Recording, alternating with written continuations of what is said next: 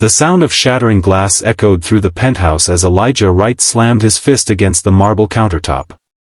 "I won't do it," he growled, his voice breaking. "I won't use my daughter as a bargaining chip in your corporate games." But as he stared into Victoria Chase's tear-filled eyes, he saw something unexpected: vulnerability beneath the power suit. The ruthless CEO who commanded a billion-dollar empire was suddenly just a woman with everything to lose, whispering words that would change both their lives forever. "I need a baby or I lose everything." If you're enjoying this emotional journey already, please hit that like button and subscribe to our channel for more heartfelt stories that explore the complicated intersections of family, ambition, and unexpected. Elijah Wright's day had started like any other Thursday. Wake up at 5:30 a.m. Make breakfast for his 7-year-old daughter, Lily. Pack her lunch: peanut butter sandwich cut into stars, apple slices, and a note with a silly joke. Drop her off at school with their special handshake and a kiss on the forehead. What made today different was the letter waiting in his mailbox when he returned home.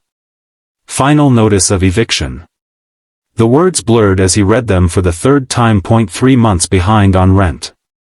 The medical bills from Lily's asthma treatments had drained his savings.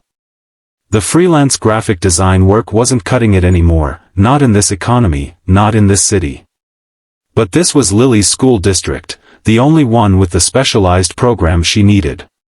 Moving wasn't an option. His phone buzzed with a text from an unknown number.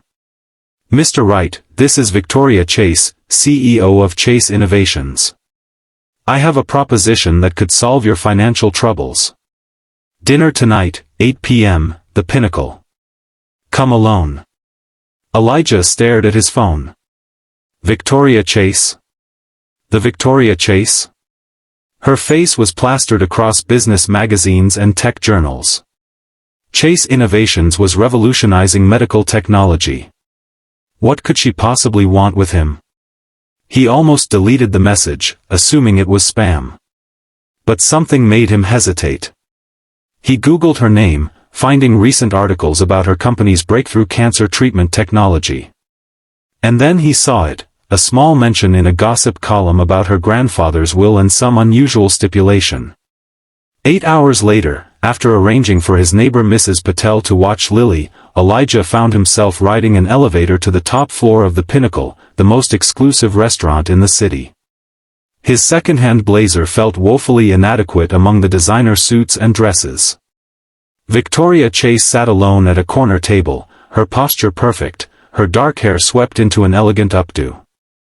She didn't look up from her tablet when he approached, merely gesturing to the chair across from her. "You're punctual." "I appreciate that," she said, finally meeting his eyes. They were startlingly blue, calculating and cold. "I don't have time to waste," Elijah replied. "I have a daughter waiting for me at home." Something flickered across Victoria's face: interest, perhaps. "Yes, Lily. 7 years old. Exceptional test scores despite her learning accommodations. Severe asthma that required hospitalization twice last year." Elijah stiffened. "How do you know about my daughter?" Victoria set down her tablet. "I know everything about you, Mr. Wright. 34 years old. Widowed 3 years ago when your wife, Emma, died in a car accident. Graphic designer who once worked for Meridian Advertising before going freelance to care for your daughter. Currently 3 months behind on rent and drowning in medical debt. Is this some kind of threat?" Elijah's voice was low, dangerous.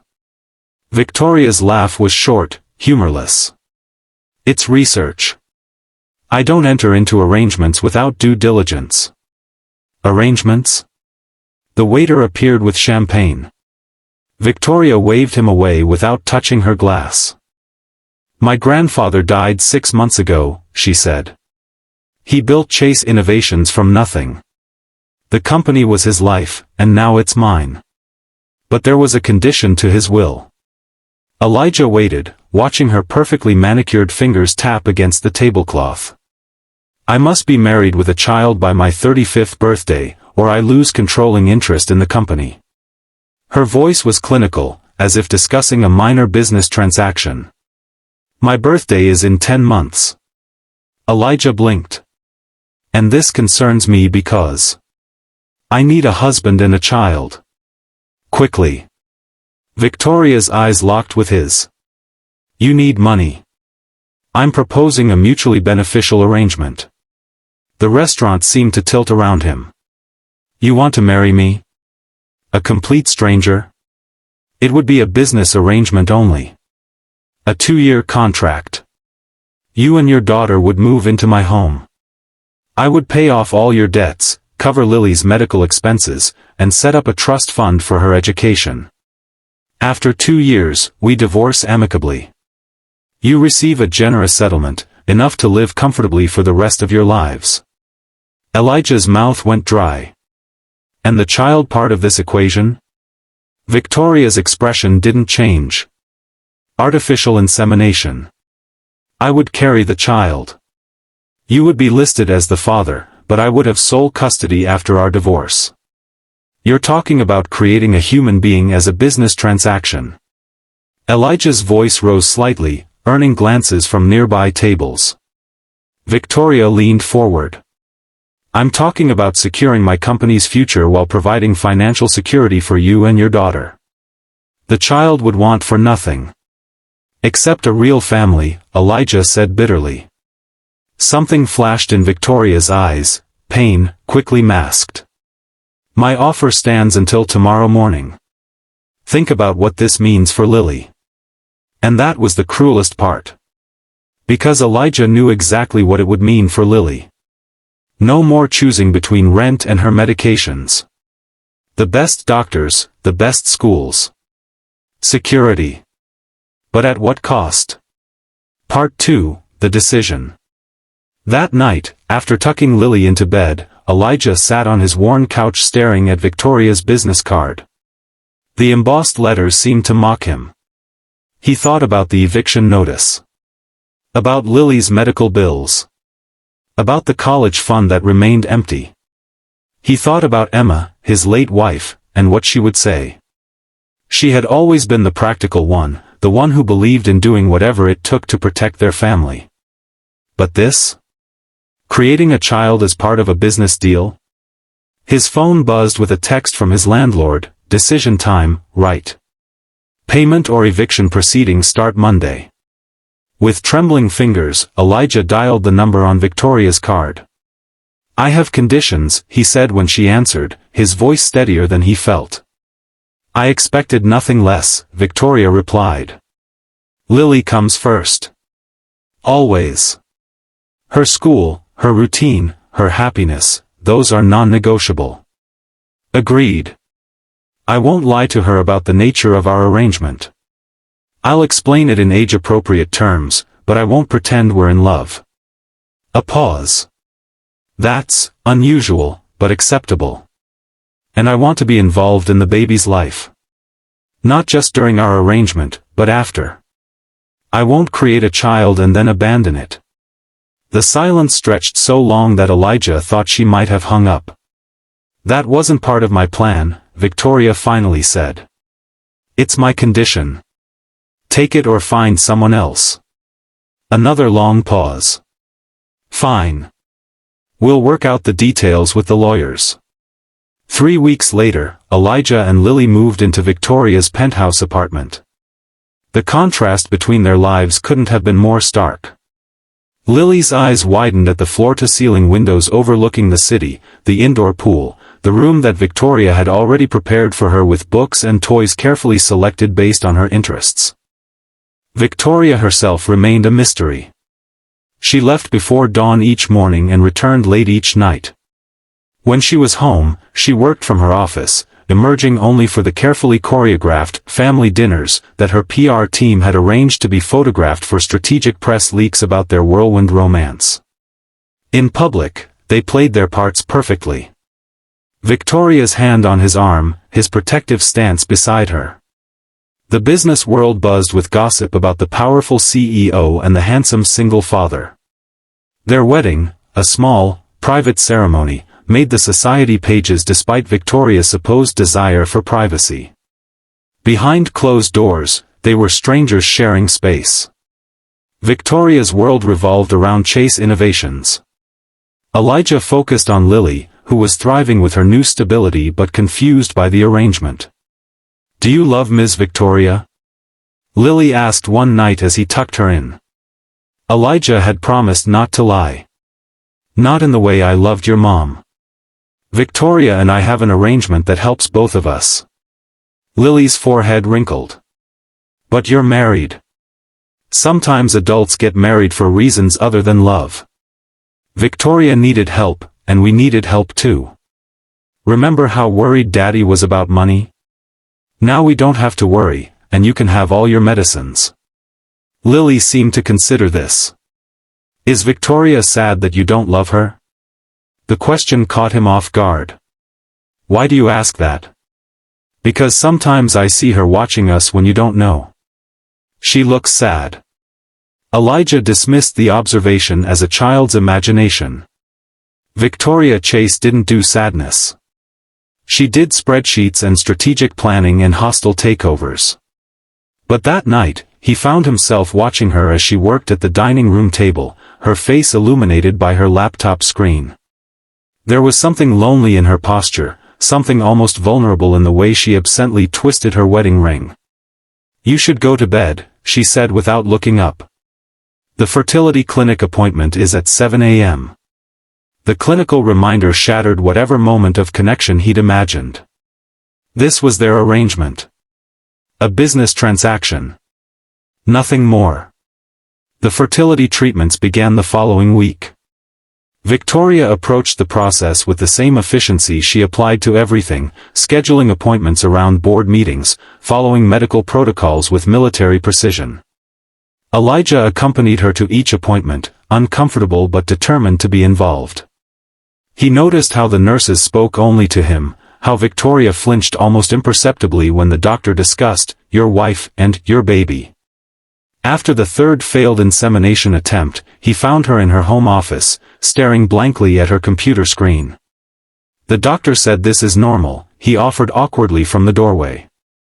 "It often takes multiple attempts." "I don't have time for normal," Victoria snapped. "I have 7 months until my birthday." Elijah stepped into the room, really looking at her for perhaps the first time.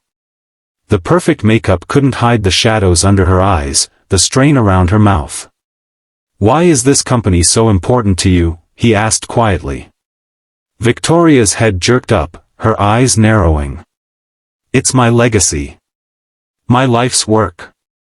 "No, it was your grandfather's life's work. Why is it yours?" For a moment, he thought she might throw him out of the office. Instead, something crumpled in her expression. "My parents died when I was 8, she said, her voice flat. "Car accident. My grandfather raised me. The company was all we had together. He taught me everything, how to read financial statements before fairy tales, how to negotiate before I learned to ride a bike." She swallowed hard. He wasn't an affectionate man, but the company was his way of showing love. Of creating a future for me. Elijah moved closer, perching on the edge of her desk. "And the marriage and baby stipulation? That seems cruel for a man who loved you." Victoria's laugh was bitter. "He thought he was saving me from myself. All work and no family makes for a cold legacy, Victoria."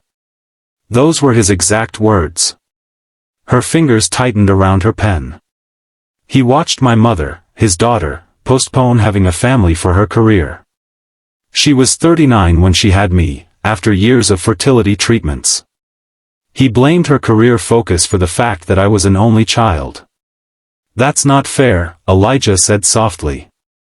"Life isn't fair," Victoria replied, her professional mask slipping back into place. "The 4th attempt is scheduled for next week. The doctor is adjusting the protocol." But as she turned back to her computer, Elijah saw the slight tremor in her hands, the rigid control it took for her not to break. Part 3, The Unexpected. The 4th attempt failed. And the 5th. Victoria's birthday loomed closer, and the strain began to show in the tightness around her mouth, the increasing hours she spent at the office. Elijah found himself in the uncomfortable position of worrying about her. This wasn't part of their arrangement. He was supposed to play husband in public, provide genetic material, and care for his daughter. Victoria's emotional well-being wasn't in the contract. Yet he noticed how she skipped meals, how the light in her home office burned until the early hours of the morning. He saw the way her hands shook slightly when she read emails from the board of directors, increasingly concerned about the succession plan. One night, he left a plate of food outside her office door. The next morning, he found the plate empty, washed and put away. No acknowledgement, no thanks. But the next night, when he did it again, he caught her watching him from the doorway, a question in her eyes that neither of them was ready to ask. Slowly, almost imperceptibly, something shifted between them. Victoria began coming home earlier, joining them for dinner without the photographers present.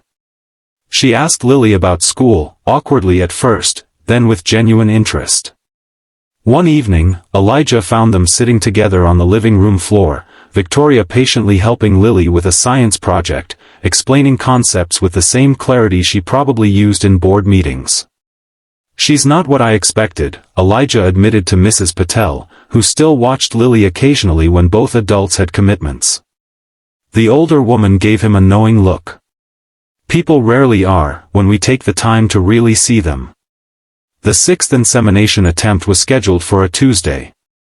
The Monday night before, Elijah found Victoria on the penthouse balcony, staring out at the city lights, a glass of untouched wine beside her. "You should be sleeping," he said, joining her at the railing. "So should you." She didn't look at him. "I'm not the one with the 6 a.m. appointment." Victoria's hands tightened on the railing. "It's not going to work. None of this is going to work." The defeat in her voice startled him. Victoria Chase didn't do defeat. "The doctor said. The doctor said we're doing everything right. That sometimes it just takes time." Her laugh was hollow. "Time is the one thing I don't have." Elijah moved closer, close enough to feel the warmth of her body in the cool night air. "What happens if you don't meet the deadline?" Victoria's profile was sharp against the city lights. "The board gets controlling interest. They've already lined up a replacement CEO, someone who shares their vision for the company's future. Which is different from yours. They want to take the company public. Focus on the most profitable treatments, shelve the research divisions that aren't showing immediate returns." Her voice hardened. "Including the pediatric respiratory program." Elijah stilled. "The one developing new treatments for severe childhood asthma." Victoria nodded. "It's expensive research with a limited market. Not attractive to shareholders looking for quick returns." She finally turned to look at him. "I'm not just fighting for my legacy, Elijah. I'm fighting for the work that matters." In that moment, something fundamental changed between them. He saw not the cold, calculating businesswoman he'd first met, but a woman of principle, fighting for something bigger than herself. Without thinking, he reached out and took her hand. Her fingers were cold, but they curled around his with surprising strength. They stood like that for a long time, watching the city below, connected in a way neither of them had anticipated. The next morning, Victoria canceled the appointment at the fertility clinic. "I need to try something different," was all she said. 2 weeks later, she presented him with legal papers. "What's this?" he asked, scanning the dense legal text. "A modification to our arrangement." Victoria's voice was businesslike, but her eyes held something softer. "I've created a trust that will ensure the pediatric respiratory research continues regardless of what happens with the company. Lily will have access to any treatments developed, free of charge, for life." Elijah stared at her. "Why would you do this?" Victoria looked away. "Because some things are more important than business arrangements." That night, for the first time, they shared a bed not for photographers or appearances, but because they chose to. Their coming together was tentative at first, then hungry, years of loneliness and walls crumbling between them. Afterward, Victoria lay with her head on his chest, her usual composure replaced by a vulnerable openness. "I never wanted children," she confessed in the darkness. "I told myself I was too busy, too focused on my career. The truth is, I was afraid." "Of what?" Elijah asked, his fingers tracing patterns on her bare shoulder. "Of failing. Of not knowing how to love properly." Her voice was barrel. 3 months after their relationship shifted, Victoria sat in her private doctor's office, staring at the ultrasound screen in disbelief. The rhythmic pulsing was unmistakable, a heartbeat.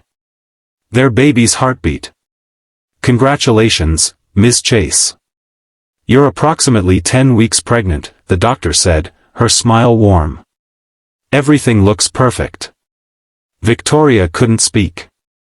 After all the failed fertility treatments, after they'd stopped trying so clinically, it had happened naturally, unexpectedly. The night on the balcony. The night everything changed between them. She drove home in a daze, one hand occasionally drifting to her still flat stomach. How would she tell Elijah?